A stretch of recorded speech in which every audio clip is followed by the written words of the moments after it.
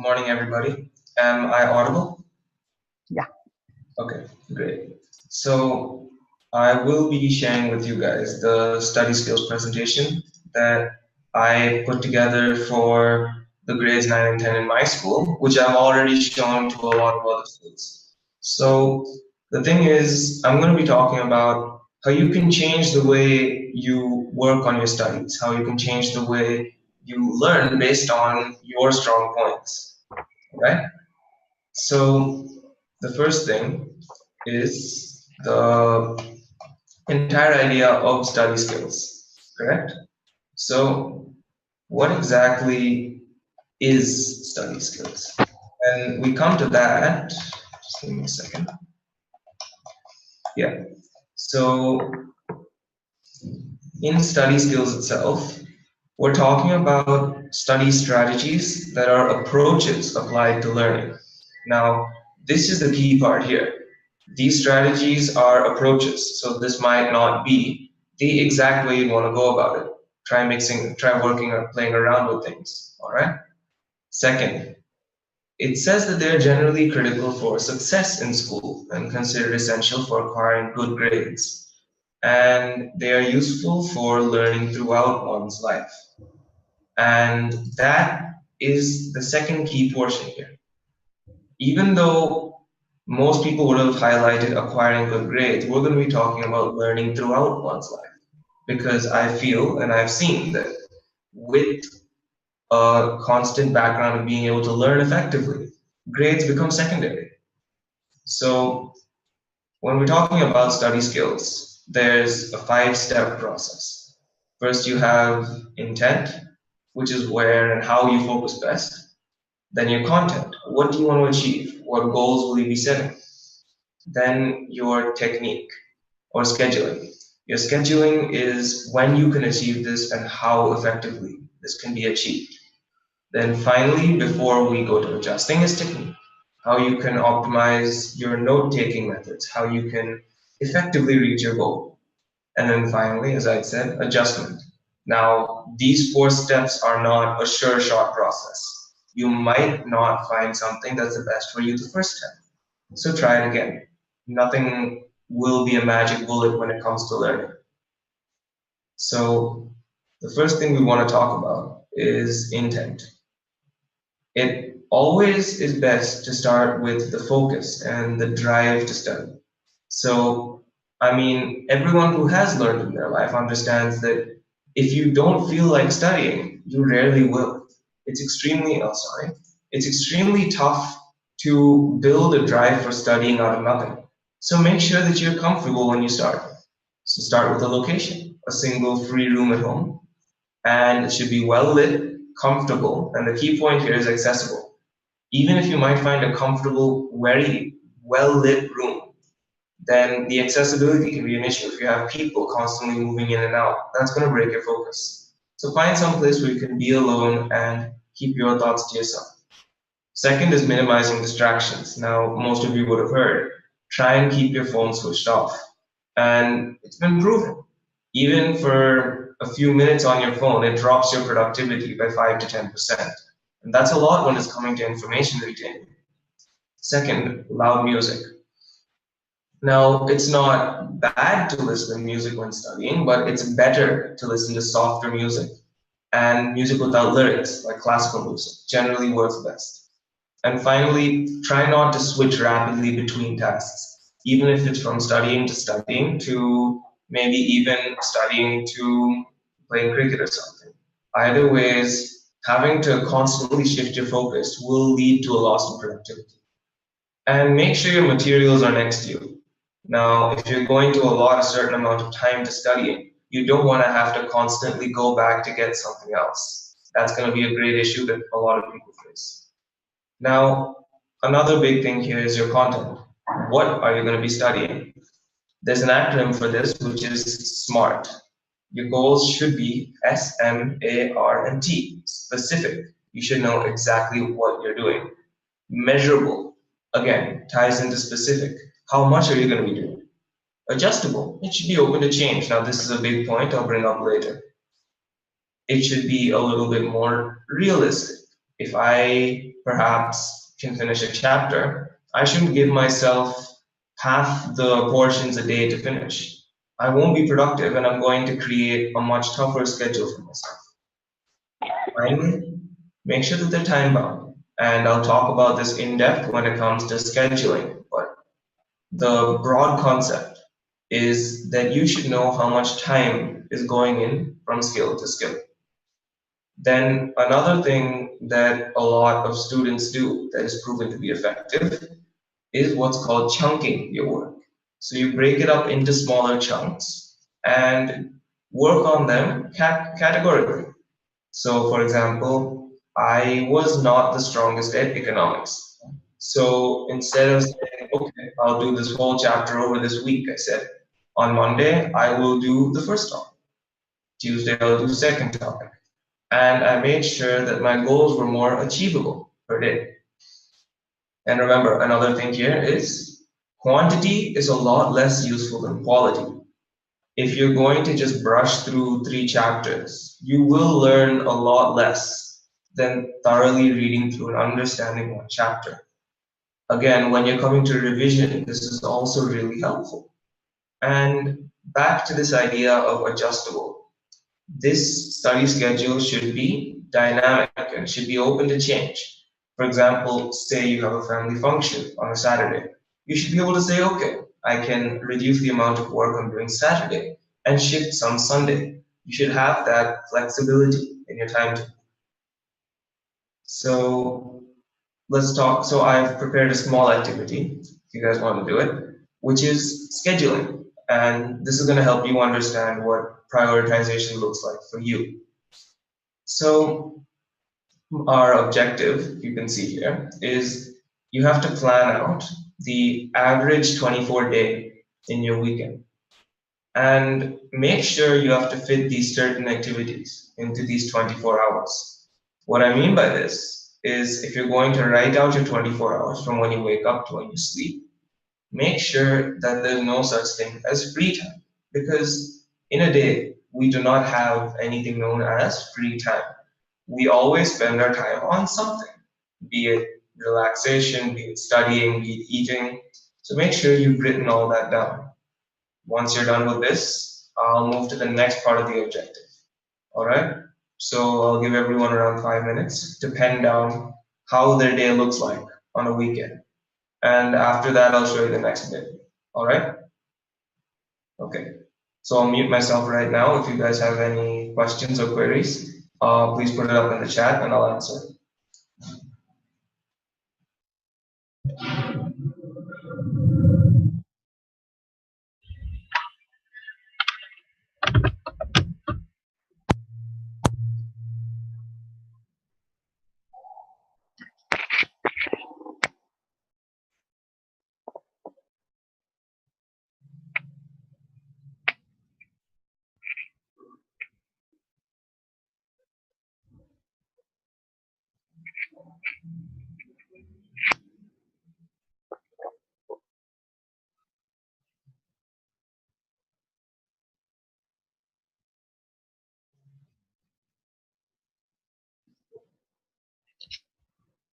So you can all roughly list down the number of hours for sleep, for other activities, and narrow down to how many hours you will spend on studying whichever part of the day.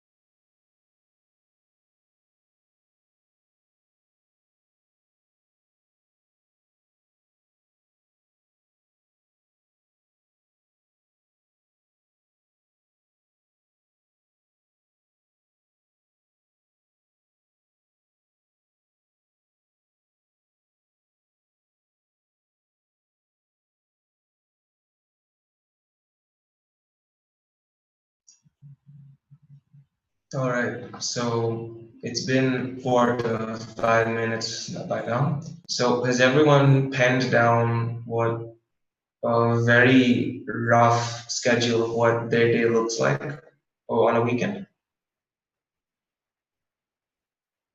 If you have, then could you just put a yes in chat so I can move on with the second part of the activity?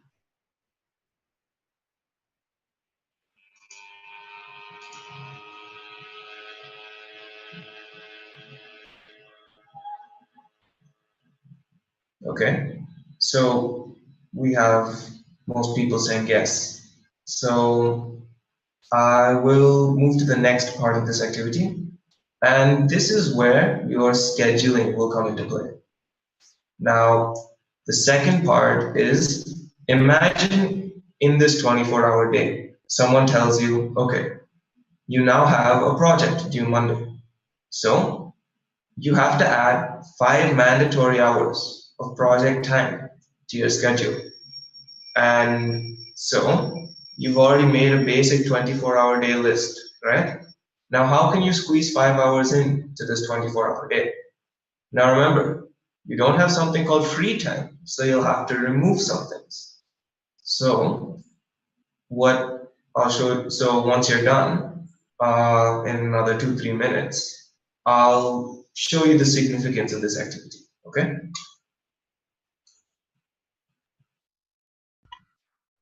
So you want them to rework their schedule, Aditya, now? Yes, so you guys have made a 24-hour schedule, correct? Now, imagine someone tells you, okay, you have to add 5 hours of mandatory project work. So, in this 24 hours, you'll have to make room for project time, right? So, how exactly will you do that? Will you remove it from your sleep? Will you remove from your studies? Will you remove it from your playtime? How will you add 5 hours to your 24-hour day? That's the that's the key part about prioritization. So Does I that? don't have 5 hours in a week. I'm going to take these 5 hours in that one day. Hmm. So what I'm saying is, you guys normally on a weekend, most people don't have school, most people don't have work, so it's generally 24 hours to themselves, correct?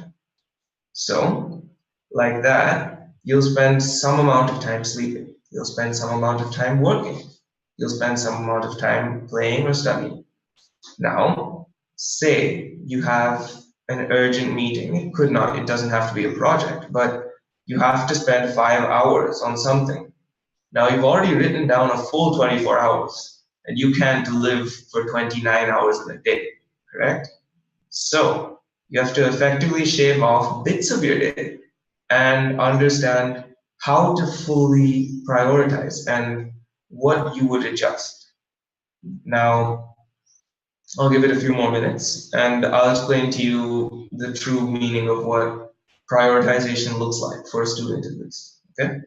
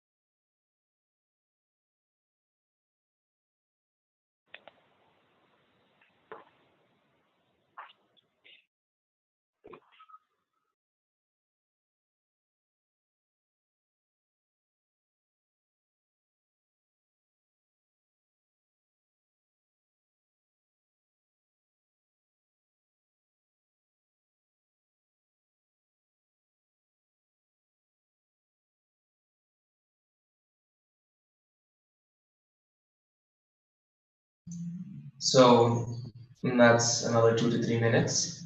Has everyone figured out how to put 5 more hours in a 24-hour day?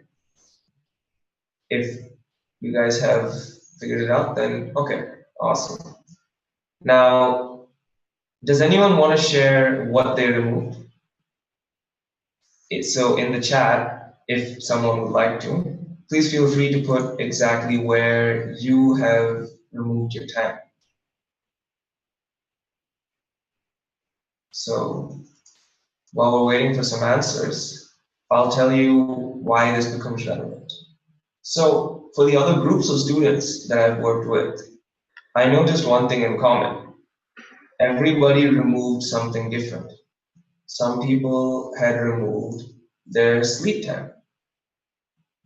And again, see, instead of working slowly, they'd speed up that. And then people are saying cut down on their playtime. One child said he goes for tuitions. So he said he'll skip the tuitions one day and instead work harder on the project. Some people said that, oh, I watch a movie every weekend, I'll remove that movie. So overall, everyone changes the way that their day would look. So like that, a good way of thinking about it is that there's no golden schedule.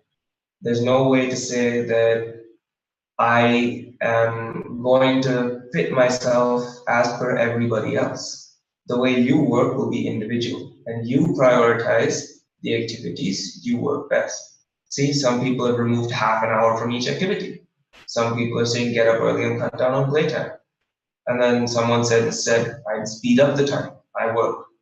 So everyone operates differently, and this is where scheduling becomes important. Now, scheduling is working on time-based goal setting, where you take a very big goal and you break it up into smaller bits, which is again like chunking. It can be a timeline, you can break it down. I had a friend that makes a long list of the things he has to do, as long as you know, or as long as you define each part. Another key part, as I said, is that it's adjustable. So, like I said, imagine there's a project that comes up one weekend before studying for the finals. Then, if you're going to be stuck on a single regime, it'll be super tough to be able to study and finish your work. So, make sure your goals are dynamic. Plenty of buffer time, you can rework your goals. And one big thing that people miss is working with teachers. So, a lot of children like to write practice essays. So if you want to get those essays graded from your teacher, make sure you have some time for the teacher to return your essays. It doesn't have to be an exact 1 day or 2 days, but make sure you know that you have enough buffer time. Finally, there's something known as working based on priorities. For a lot of children, it helps them if they practice what's known as the 80-20 method. 80% of time goes into building things that are strong, that they're weak at. 80% of their time goes into the bulk of their work, which needs improvement. And then 20% or 1/5 around goes into things they're already very confident at. Now, this is a sub point, but if you study in the same place for this at the same time, it's proven, it's psychologically proven that your mind is geared into study. So apart from study techniques, another very easy way to be able to study is to go back at the similar time of day. That's just another easier way to make sure that you're focused. Now, this is a little bit more of a complex ideology, but this is another key point, which is circadian rhythm. Now, circadian rhythm, for all of you who don't know, is our natural body clock. It tells us when we get up, when we go to bed, when we're the most active. So, for example, there was a study done by Stanford College in America, and there was a group of hamsters, and they didn't let them sleep at the right time. They kept them awake the whole time and messed up their sleeping habits. And when they had done that, overall, the hamsters could not remember anything in their habitat. However, for the group that did have regular sleep time, they perfectly remembered where the food source was, where the water source was. So same way for students, make sure that you have a regular circadian rhythm. Now that does not mean everyone has to wake up early, everyone has to go to bed early. It's fine if you go to bed late, wake up late, as long as it's comfortable for you. It doesn't mean you have to study in the morning, but find a time when you're the most alert. So, in fact, for most students, that time is actually around 9 to 11. Uh, in the mornings, early mornings, it's shown most people are more sleepy. So, again, find the time that's most comfortable for you. This is not about trying to find the perfect time because there is no such thing as a single perfect time of day. Now, the bulk of what I'll be talking about is your study skills and techniques. As I got a question, how to study math. This could fall under some of these points. So I'll be talking about your learning styles, how to take notes well, and how to optimize the data. So the first thing, there are 7 very widely accepted learning styles based on human psychology. Now, the last 3 we don't need to worry about, but the major 4 are visual, oral, verbal, and physical. These 4 are what most students fall under. So each one learns best in a different way. Now, based on this, there's something known as the VAKT test or the VARK questionnaire. It's a simple questionnaire which I can send you the link for, which will tell you what learning style you are. Now, for the sake of time, I haven't allotted time for everyone to do it here. But if you'd like, I can put up the link in the chat or send it to you personally. So it gives you a good idea on how you can study best, and it also gives you tips on doing so.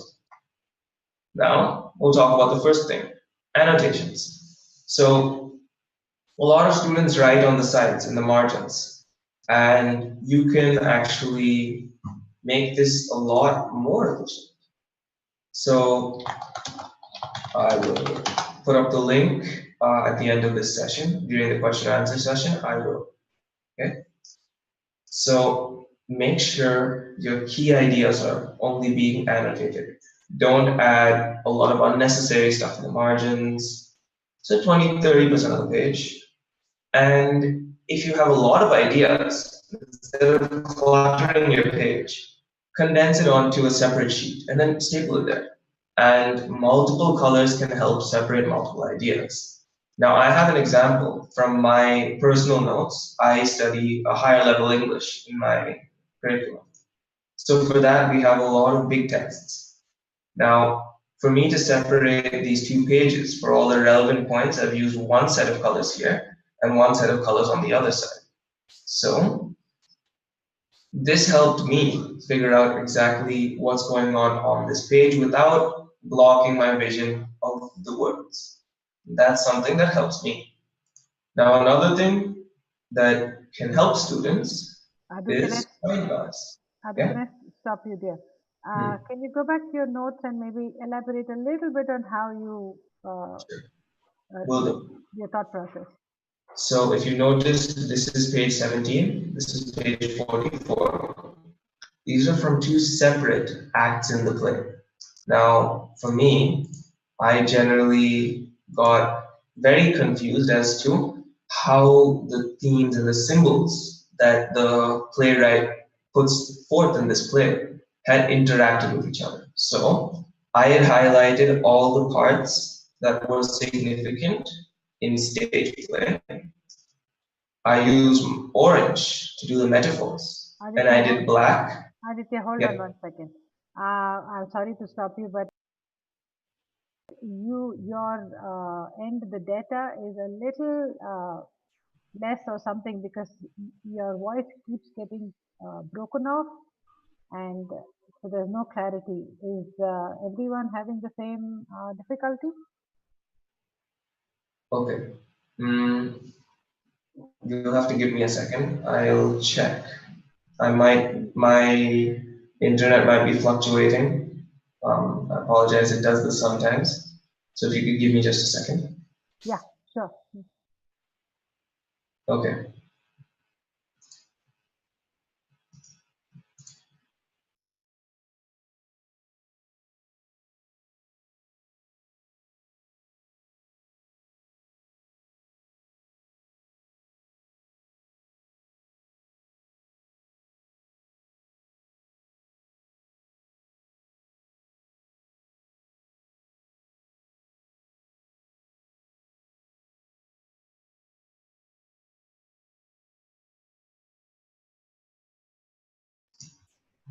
Is this any better? Now it's good. So go ahead. If I need to stop you, I will. Otherwise, you can go ahead. Thanks. Got it. Please let me know. I have a backup internet as well. If this is not working out, I'll switch, okay? So far, this is good, Aditya. Cool. Then I'll move through mind maps. Now, instead of operating on the basis of highlighting, no, still breaking up.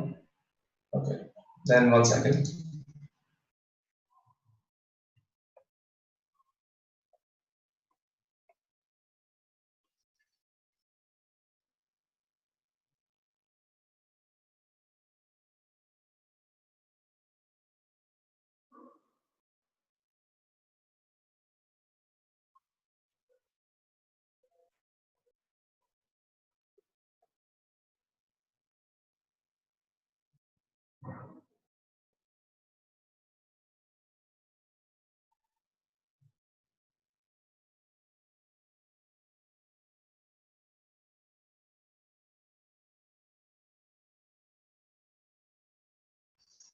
Is this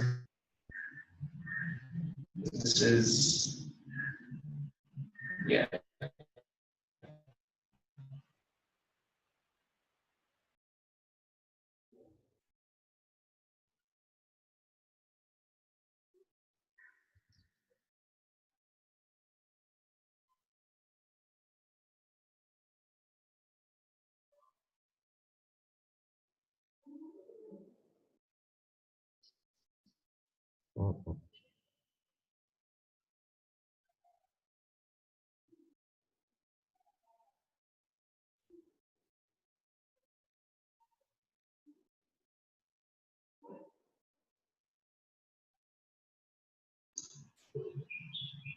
I'm afraid that right now, this is the most I can do. My other internet seems to be breaking up even worse. Okay. All right. Go on. If you'd like you to repeat something, I'll let you know. Yeah, sorry for the inconvenience, guys. If need be, we can answer all this in the question answer session, okay? Yeah, go ahead. So then I'll move through these parts quickly in case I start breaking up again.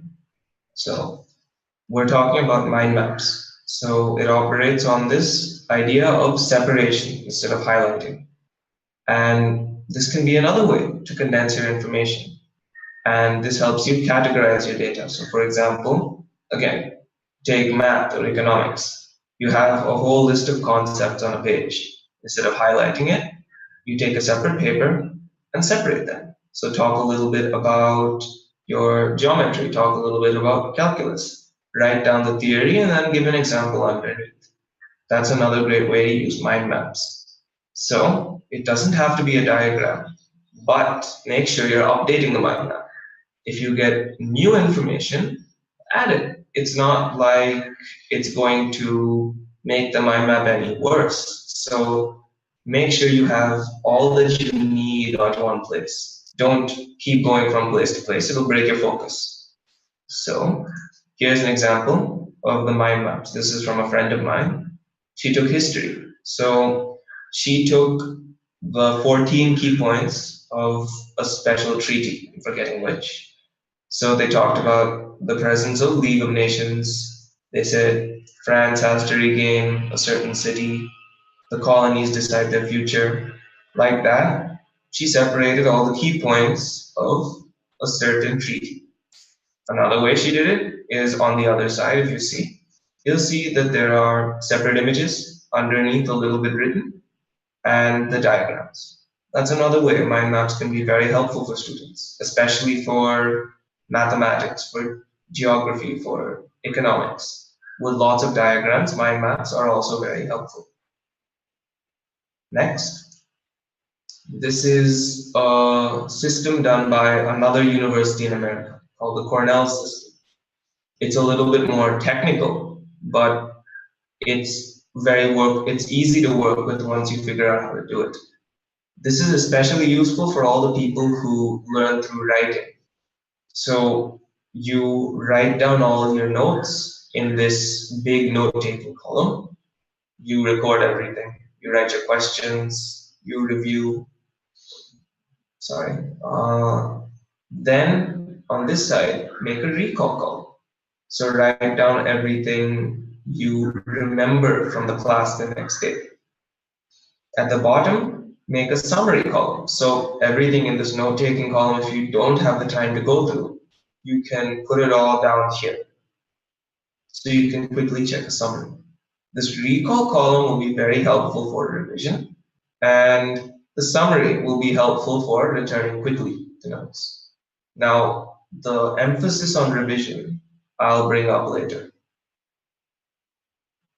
So far, I'm not breaking up, right? Or is it a little bit better? It's okay. It's okay. Okay. Good.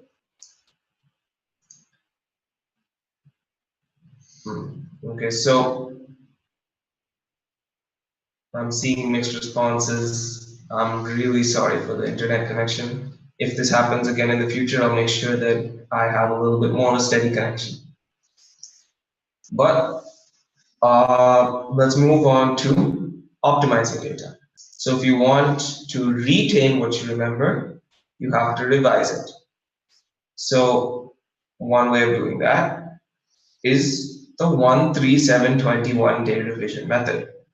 If you have one topic you want to stick in your head, first revise it 1 day after learning it. Then revise it 3 days after learning it. Then revise it 7 days after learning it, and then it goes up to 21 days. When I mean revise, look through it for 15 minutes, read through it. Going back constantly to a concept, and in this ratio, perhaps, it really helps you take all the data from the short term and move it to the long-term memory. And it stays for much longer, it retains. And like that, you can also make flashcards. You can quickly highlight the necessary terms. I'll show you an example of flashcards. And there are 2 types of learning also. There is passive learning, which is just memorizing. Then there's active learning, which is making links. So you can make what is known as cause and effect tables. So you take a cause and you link it to a certain effect. So, for example, I'll take economics again. It's the best example I have because I struggled with it.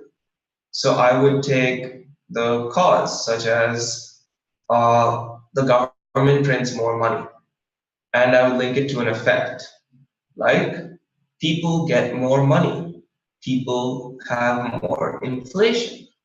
So like that, drawing these links will actively help you make connections between topics. Then make sure you're not retaining incorrect information.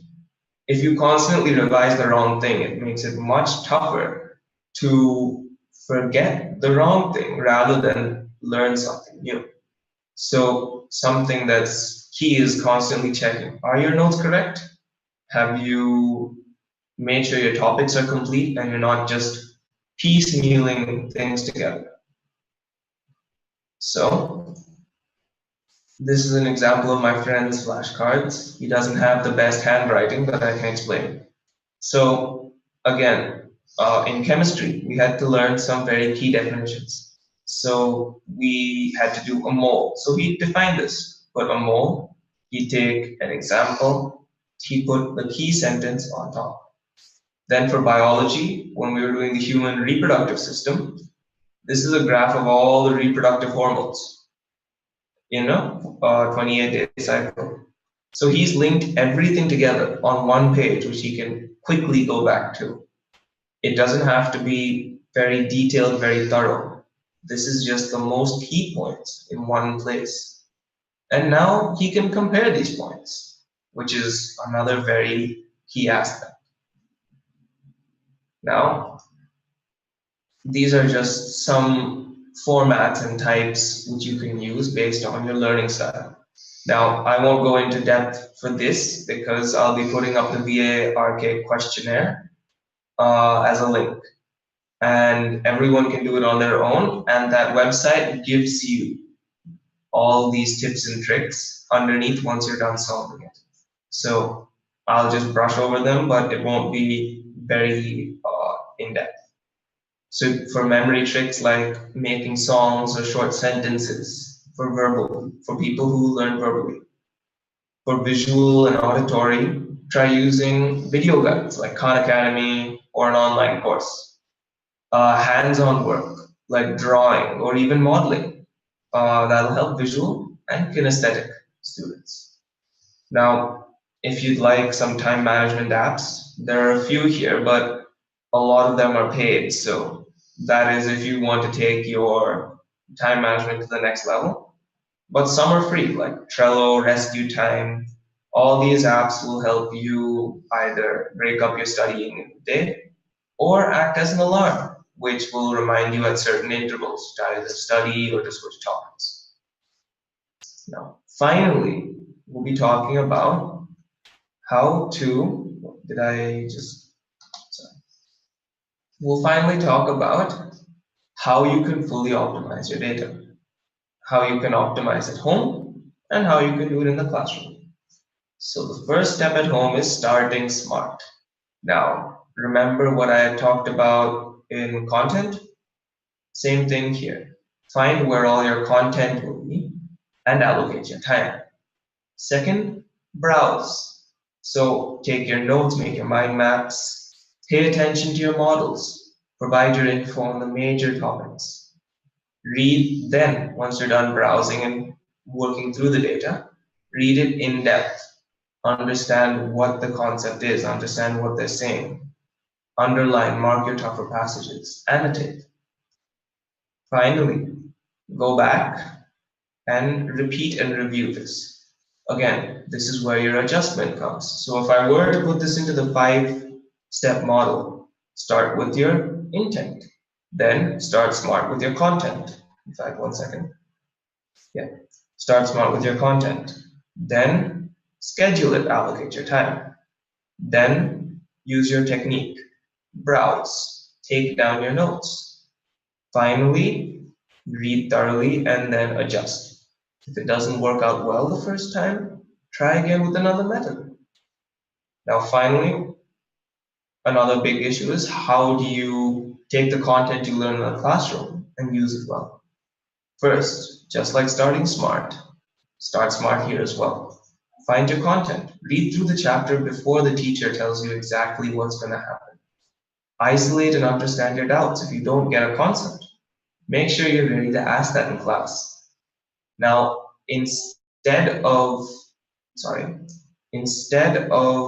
technique, here you can query, ask your questions, clear your doubts, and then just like reading thoroughly, finally return to your notes within at least a day's time. Go back to what you've learned. And then finally, this is a key point that a lot of people forget. Set up support systems. Connect with your teachers and students. Maybe the teacher has some notes that you haven't made. Maybe other students have made more comprehensive notes. Maybe they've done their own research. Exchange your notes, review your work. Again, if you're going to answer exam style questions, if you're going to do past papers, maybe teachers can help you. So connect with your teachers. Make sure that your connection is strong. So I normally had an activity for this. Now, because I don't have the time and we don't have the infrastructure to do it, I'll explain to you how it worked. So you'd have one student on one side with a pre-KG book, like a rhyming book. And on the other side, you'd have a student writing down what is written in this book. And 3 to 4 students in this middle bit would line up. Now, the information has to pass from one person to the next person, keep going to the person writing. And you cannot skip people, okay? You can send information backwards, that's okay, but you cannot skip. Now, the catch is one person cannot talk. One person in this chain of 3 to 4 children will not be able to talk. And they can mouth the words, they can say it out loud without using their voice, like this. Or they could use their hands, they could mime it. But barely any team could finish a book with only one person not talking. A group of 9th graders could not translate a pre-KG book. So that just goes to show, if you don't have one person, even if you have one person not fully relaying the information, you could end up with a lot more tougher a time, which is a lot of the time what happens for children who say, okay, my teacher isn't teaching me well. It could be because of a lapse in your information. And that's the final note I want to leave you guys with. And that concludes my presentation. It's around 10:50 right now, I believe. So we have 10 minutes for any questions. Is this the Q&A session?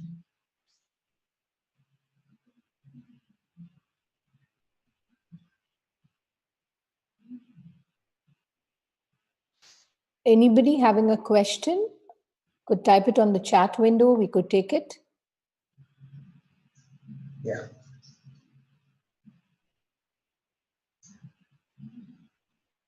This is the first one. Or raise hands, okay.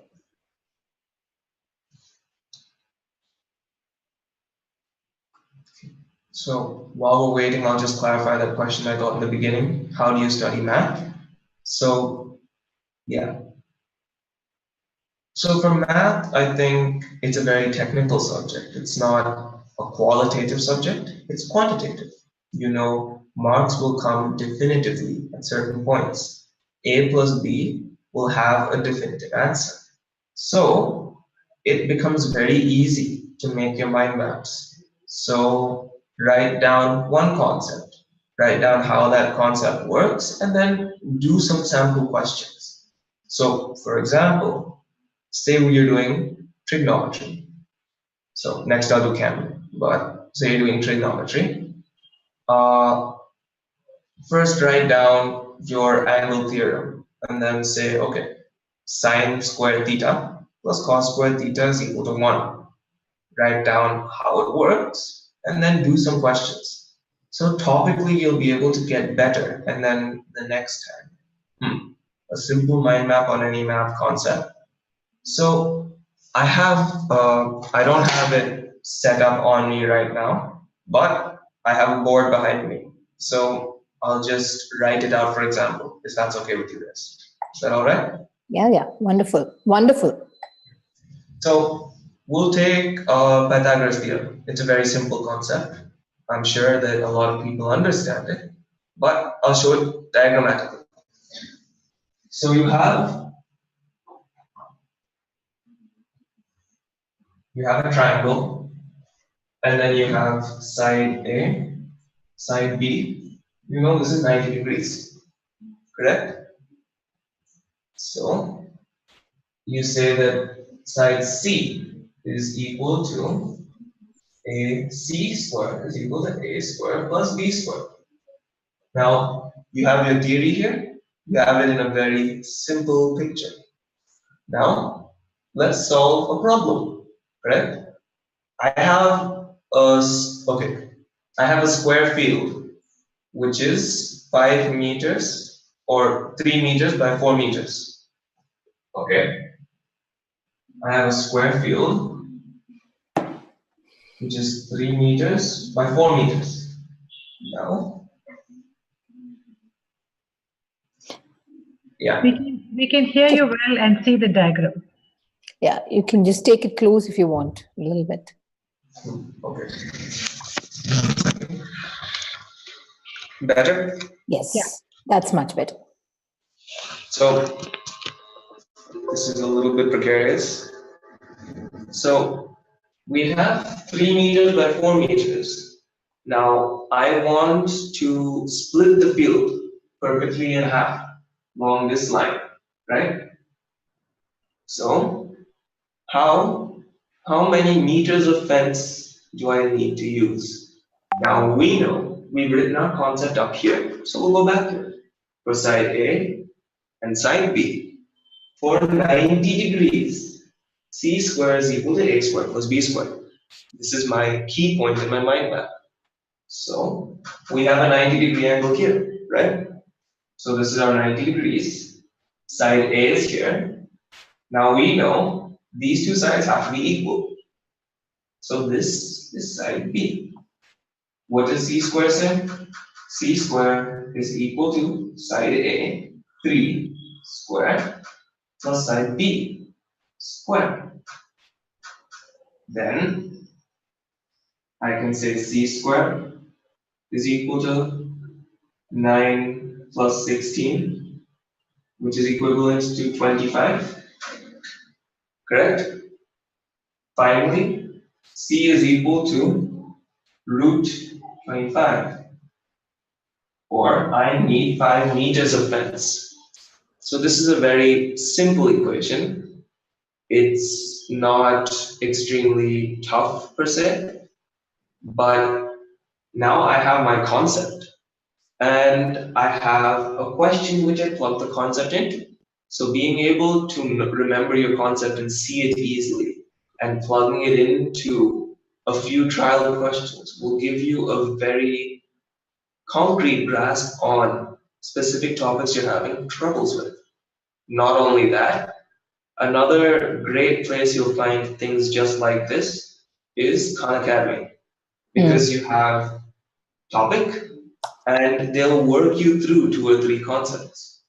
So something very close to a mind map you can make for topics. So this is the first step of trigonometry.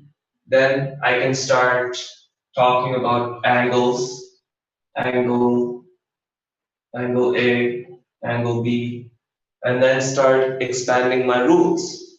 But now I have my foundation, and this is where it'll all begin. Does this help you with math in any way? Yeah. Okay. So, somebody had raised their hand. Was it regarding math? Okay. I think we'll have to unmute her once again. Yeah, ma'am. Go ahead with your query. Hello. Yeah, go ahead, ma'am. Yeah, I'm Seena. So I just wanted to know, Aditya, you will have many classmates who are not showing much interest in studies, right? So can you suggest anything which help them to motivate towards studies? So I think the thing is that first, it will always begin that studying starts with oneself, correct? Now, all of this will help once you gain the drive to study, which is very true. So the thing is that this now moves from a question of,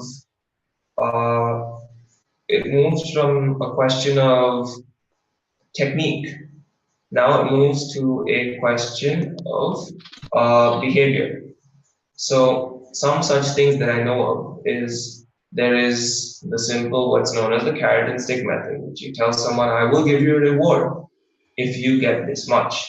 I will do this for you if you do this for me. So that's one way of convincing people. It's not necessarily the best way, because people will now be focusing, okay, if I study for 1 hour in a day, then I will get this much. If I get a 90 on my maths, then I will get this much from my parents. So it's not necessarily the best way, but it will help people encourage themselves to study. Next, this is another thing that I told myself.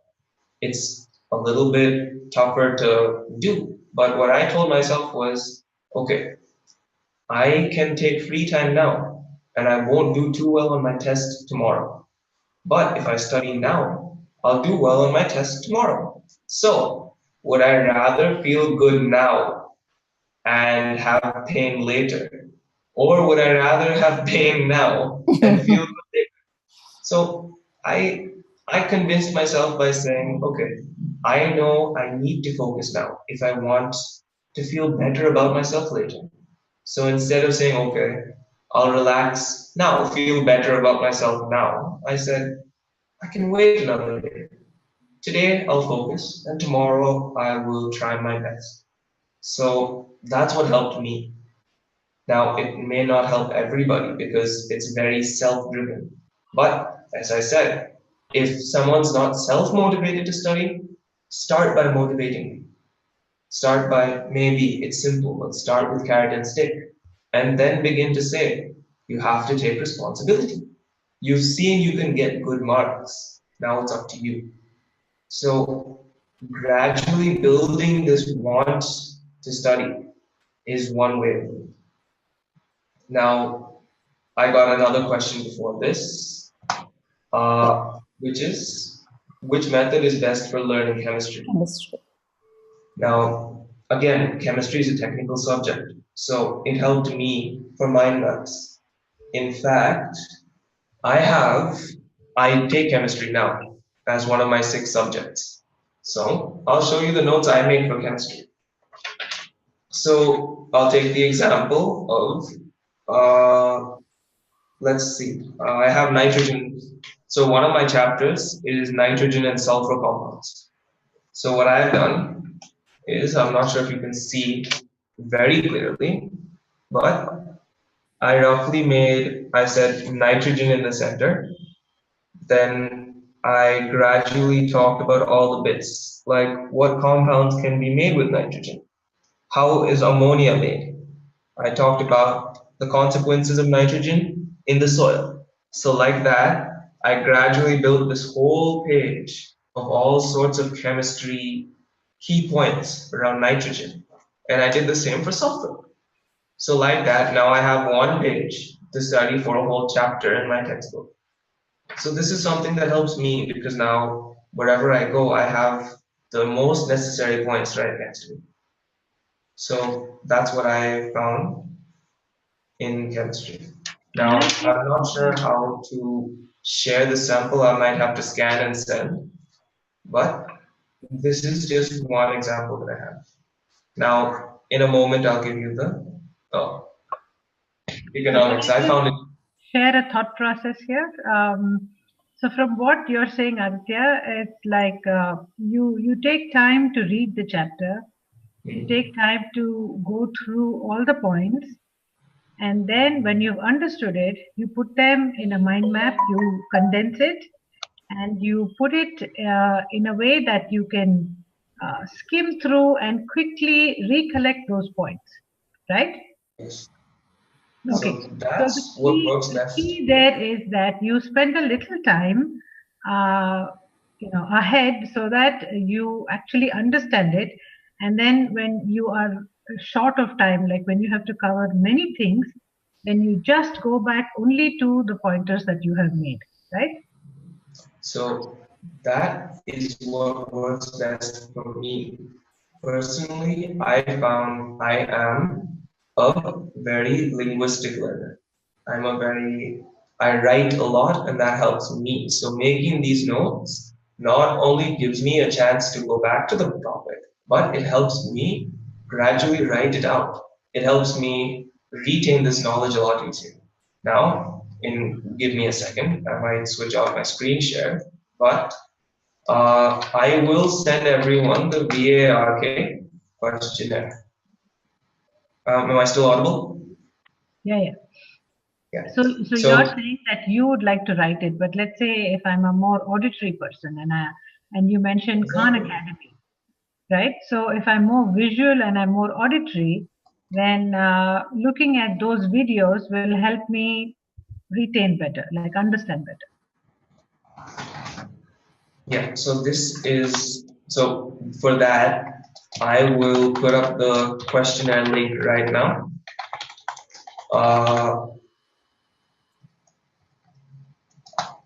This is the VARK questionnaire. This will tell you what type of learner you are. And the group VARK also gives you very verbal, linguistic, oral,